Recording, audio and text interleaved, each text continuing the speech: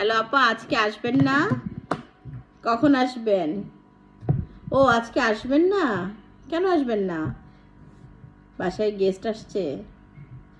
আচ্ছা ঠিক আছে, আপনি রান্না বাড়া করে ওদেরকে খাওয়াই আপনি 10টার মধ্যে চলে আসেন। হ্যাঁ, আমি আপনাদের জন্য চা বানাবো, তারপর চাটা বানাই রাখবো, আমি আর আপনি একসাথে চা খাবো। হ্যাঁ, তারপরে তারপরে গল্প করব। হ্যাঁ, আপনার কিছু করতে হবে না, আপনি শুধু একটু আসেন, কিচ্ছু করতে হবে না, আপনি আসেন তারপরে চলে যান। হ্যাঁ আচ্ছা ঠিক আছে। তুমি তো তুমি তো না চা বানিয়ে আপুকে খেয়ে পাঠাচ্ছ। নিজের চা কখনো নিজে বানাই না, ও আপাই বানাই দেয়। এখন এইগুলি না বললে তো আসবে না, বলেন তো।